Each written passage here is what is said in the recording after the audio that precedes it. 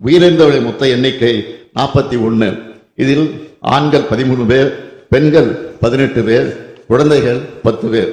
கரூர் மருத்துவக் கல்லூரி மருத்துவமனையில் உள்ள பிணவரையில் இறந்த அனைத்து உடல்களையும் குளிர்சாதன பெட்டியில் வைப்பதற்கு போதிய வசதி இல்லாத காரணத்தால் அன்றைய இரவில் உடற்கூறாய்வு செய்வதற்கு மாவட்ட ஆட்சித்தலைவருடைய சிறப்பு அனுமதி பெற்று உடற்கூறாய்வு மேற்கொள்ளப்பட்டது. உடனடியாக உடற்கூறாய்வு நடைமுறைகளை முடித்து பாதிக்கப்பட்ட துக்கத்தில் இருக்கக்கூடிய குடும்பங்களிடம் உடல்கள் ஒப்படைக்க வேண்டி கரூர் அரசு மருத்துவக் கல்லூரி தடவியல் துறை தலைவர் சங்கர் அவர்களுடைய தலைமையில் 24 மருத்துவர்கள் மற்றும் 16 உதவி பணியாளர்கள் அடங்கிய குழு அமைக்கப்பட்டு உடற்கூறாய்வு செய்யப்பட்டது.